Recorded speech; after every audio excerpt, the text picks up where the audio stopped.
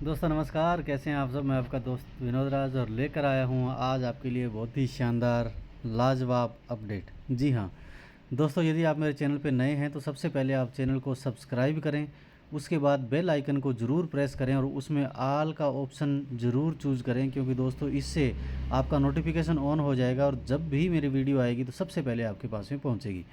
तो जी हाँ दोस्तों, अब हम शुरुआत करते हैं। आज सुबह सुबह एक पीडीएफ आई है, प्रधान जी ने एक पीडीएफ डाली है ग्रुप के अंदर, और उस पीडीएफ में क्या लिखा है, कंपनी ने क्या बोला है, क्योंकि बहुत सारे पर्सन हैं जो इंग्लिश नहीं समझते, इंग्लिश नहीं जानते, तो मैं आपको आसान भाषा में एक एक चीज़ क्लियर करूंगा। वीडियो थोड़ा सा लंबा ज़रूर होगा, लेकिन आप पूरा वीडियो देखें तभी आपको सारी चीज़ें समझ आएगी, क्योंकि एक एक चीज़ हमारे लिए समझना ज़रूरी है और अधूरा ज्ञान जो है वो कहीं ना कहीं हमें नुकसान दे सकता है। तो चलिए हम शुरुआत करते हैं। सबसे पहले ट्रेजर ने क्या करा है, ट्रेजर चेन के बारे में यहाँ पे हमें बताया कि ट्रेजर चेन अभी आने वाले टाइम में क्या करने वाली है, क्या उसके फीचर रहने वाले हैं, क्या उसमें बेनिफिट रहने वाले हैं और क्या क्या वो किस प्रकार से काम करने वाली है। क्योंकि अभी हमारी जो ट्रेजर चेन है, जैसे हम उस पर पॉलीगन स्कैन ब्लॉकचेन पे करते थे, उसी प्रकार हमारी ट्रेजर चेन है जो ब्लॉकचेन है, तो वो उसके बारे में कंपनी ने उसका मिशन विजन बताया है कि कंपनी कब कब उसमें क्या क्या करने वाली है। तो सबसे पहले आप इसमें पढ़ रहे हैं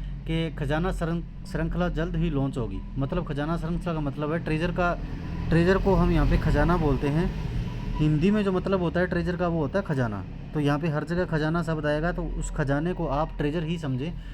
ट्रेजर श्रृंखला जल्द ही लॉन्च होगी। Treasure fund public chain, treasure chain online planning, इनकी प्लानिंग क्या है? सार्वजनिक श्रृंखला है, लेआउट और मौजूदा एनएफटी और रॉ लेन देन के दर्द बिंदुओं को कैसे हल करें, अगले 5 वर्षों के लिए विकास का खाका। तो कंपनी ने ये 4 पॉइंट यहाँ पे दिए हैं कि सबसे पहले ऑनलाइन प्लानिंग हमारी क्या रहेगी, दूसरा एनएफटी आरडब्ल्यूए, इसका क्या लेन देन के चक्कर में क्या रहेगा, किस प्रकार से हमारे रेट लगेगा, क्या वेट लगेगा, वो सारी चीज़ें इसमें रहेगी, क्या क्या हमारी फ़ीस कैसे कैसे रहेगी। नंबर 3 पे दर्द बिंदु, किस प्रकार से दर्द बिंदु का मतलब है भी क्या क्या प्रॉब्लम रहती है दूसरे चेनों में, क्या क्या चार्ज ज़्यादा रहते हैं, क्या स्पीड स्लो रहती है, वो क्या क्या चीज़, क्या क्या पेनफुल चीज़ें रहती है, वो यहाँ पे आएगी। और अगला है कि 5 वर्षों के लिए कंपनी क्या लेके चल रही है। कंपनी का 5 वर्षों के लिए आगे जो कहते हैं ना, कि पंजाबी में कहते हैं कि ये हमारा टीचा, 5 वर्षों के लिए उनका टीचा क्या है वो यहाँ पे इस पर बताया गया है। तो अब हम बात करते हैं सेकंड ऑप्शन पे। तो देखिए, सबसे पहले कंपनी ने ऑनलाइन योजना क्या बताई है। ट्रेजर की जो श्रृंखला है, ट्रेजर ने बताया है कि ट्रेजर चेन एक लेयर 2 पब्लिक चेन है जिसे एनएफटी और आरडब्ल्यूए लेन देन के लिए डिज़ाइन किया गया है। जेड के रोलअप तकनीक में उच्च दक्षता, कम लागत और मापनीयता और क्रॉस चेन संगतता की विशेषताएं हैं। यह वर्तमान एनएफटी और रॉ की उच्च गैस शुल्क, धीमा लेन देन, कम तरलता, अनुबंध असुरक्षा, क्रॉस चेन कठिनाई और अन्य दर्द बिंदुओं के बाजार को पूरी तरह से हल करने के लिए पैदा हुआ है। तो इसमें कंपनी क्या कह रही है कि कंपनी बोलती है कि आज तक जितने भी हम लेन देन करते हैं उसमें ज़्यादा फीस लगती है, कोई दिक्कत परेशानी आती है, या उसमें स्पीड कम है, या जो उनका अनुबंध है, या जो क्रॉस लेन देन है उसमें कहीं ना कहीं दिक्कत परेशानी आती है, तो उन सब के लिए हमने ट्रेजर चेन को पब्लिक कराया, जिसकी वजह से वो सारी की सारी चीज़ें यहाँ पे सोल्व होने वाली है। अब हमारी सार्वजनिक श्रृंखला आधिकारिक तौर पे 2025 की तीसरी तिमाही में लॉन्च की जाएगी, यानी जब तीसरा क्वार्टर आएगा 2025 का, तब ये ट्रेजर चेन है, हमारी ट्रेजर चेन है, वो लॉन्च हो जाएगी। और ट्रेजर चेन के आधिकारिक लॉन्च के बाद हम एक साथ देसी टोकन लॉन्च करेंगे, यानी हमारे यहाँ के टोकन जो है वो लॉन्च होंगे और तरलता समर्थन खोलें, उपयोगकर्ताओं को प्रतिज्ञा, लेन देन, नीलामी और अन्य तरीकों से पारिस्थितिकी निर्माण में सक्रिय रूप से भाग लेने के लिए प्रोत्साहित करें। तो ये बोल रहे हैं कि अभी हम जो तीसरे क्वार्टर में जो हम जाएंगे तो उसके लिए हमारे यहाँ के इंडियंस के लिए कुछ टोकन जो है वो लॉन्च करेंगे, जिसके लिए उनको उपयोग करने के लिए या लोगों को भाग लेने के लिए आप ज़्यादा से ज़्यादा लोगों को इसमें इन्वॉल्व कर सकते हैं, ज़्यादा से ज़्यादा लोगों को जोड़ सकते हैं। तो अब इसमें एनएफटी का क्या गया है, मूल समर्थन क्या है। अंतर्निहित एनएफटी लेन देन समझौता, ऑन चेन नीलामी, अधिकृत वितरण, क्रॉस चेन परिसंचरण का समर्थन करता है। तो इसमें क्या है कि कंपनी ये बोलती है कि हमारे जो एनएफटी के लिए जो नया युग आने जा रहा है, एनएफटी का जो नया युग आ रहा है, उसके लिए हम बहुत सारी चीज़ें हैं, वो क्रॉस चेन हो गई या उसका लेन देन हो गया, वो सब चीज़ें यहाँ पे आसान करने वाले हैं। अब आरडब्ल्यू ये श्रृंखला क्या है, संपत्ति क्या है, कि बता दें कि रियल एस्टेट, विलासिता के सामान, कला और अन्य अचल संपत्तियों का व्यापार, बंधक और विश्लेषण एनएफटी के माध्यम से किया जा सकता है। यानी ये ऐसे बोल रहे हैं कि या हम आगे आने वाले टाइम में आगे जैसे ही हमारा युग परिवर्तन होता है, जैसे भी जो चीज़ें आती है तो उसमें रियल एस्टेट का है या कुछ हमारे दैनिक चीज़ों का कोई सामान है, कोई कला है या अन्य कोई अचल संपत्तियां हैं जिनको हम डिजिटल संपत्ति बोलते हैं, तो उनका जो लेन देन है वो अच्छे तरीके से एनएफटी के माध्यम से किया जा सकता है। उसके बाद में जेड के रोल अप समाधान के लिए क्या करेंगे, बच्चों में एनएफटी लेन देन की प्रक्रिया जैसे गैस लागत को 90% तक कम करना और लेन देन की गति को दूसरे स्तर की पुष्टि में सुधारें। ये बोल रहे हैं कि आगे आने वाले टाइम में जो जेड के रोल अप है वो हमारा क्या करेगा कि बच्चे जो हैं वो एनएफटी का अच्छे तरीके से लेन देन प्रक्रिया में भाग ले सकते हैं और उनकी जो गैस फीस है, जो चार्ज लगता है, उसको भी यहाँ पे हम कम करेंगे। अब आगे आता है ईवीएम अनुकूलता। ईवीएम अनुकूलता में बताया गया है कि सॉलिडिटी स्मार्ट कंस्ट्रक्शन के लिए समर्थन और डेवलपर्स ट्रेजर चेन इकोसिस्टम सहजता और माइग्रेट कर सकते हैं। अब ये बोल रहे हैं कि ईवीएम अनुकूलता जो है वो क्या है कि ट्रेजर को बहुत अच्छा सॉलिड बनाने के लिए उसका जो निर्माण है, जो उसका कंस्ट्रक्शन है, वो बहुत एक अच्छी बिल्डिंग जो है ट्रेजर चेन को बहुत अच्छे तरीके से इकोसिस्टम देने की हमारी तैयारी है।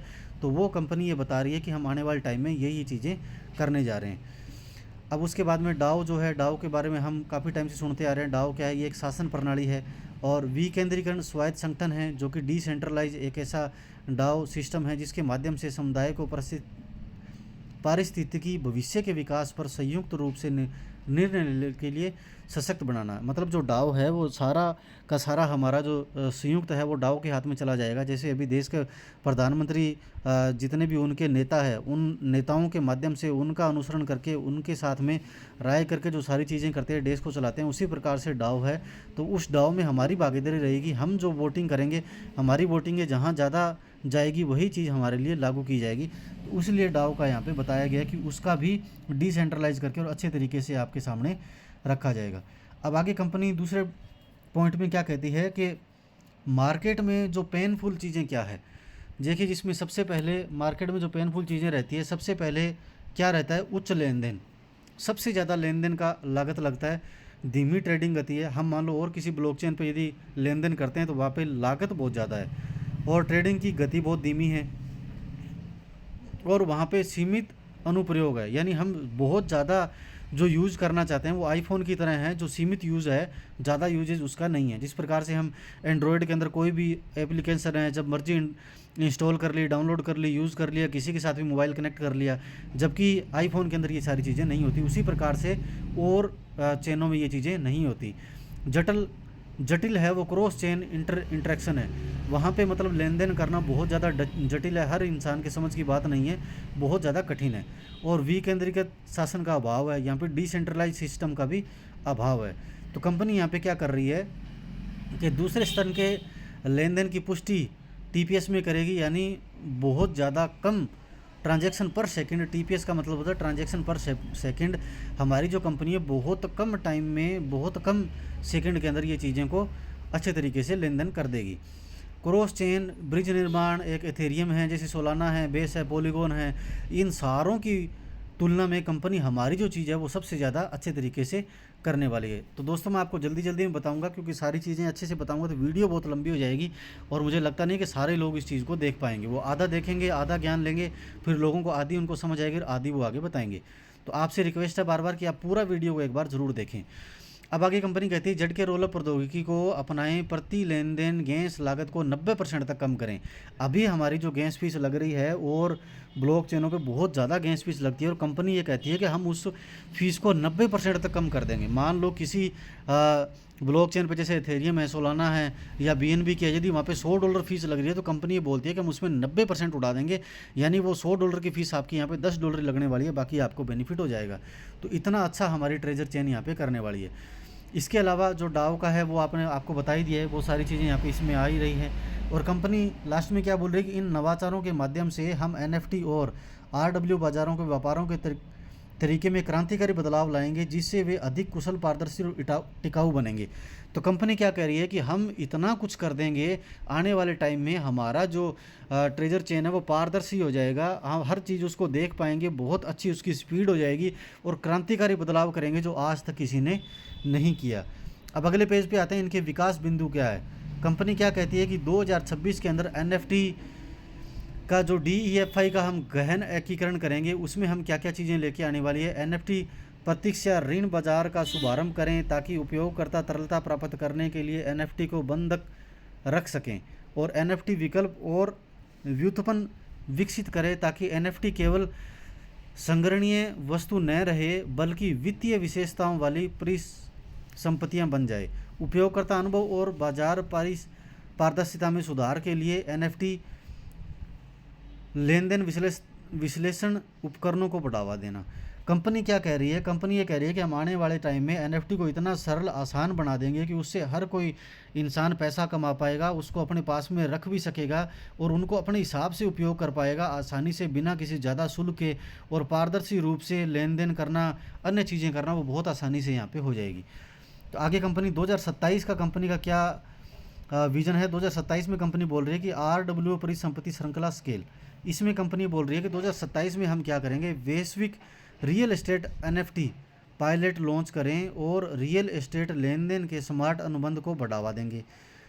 परिमाणिकता और पता लगने की क्षमता सुनिश्चित करने के लिए उच्च स्तरीय घड़ियों और कलाकृतियों को NFT में बदलने के लिए लग्जरी ब्रांड के साथ सहयोग करें।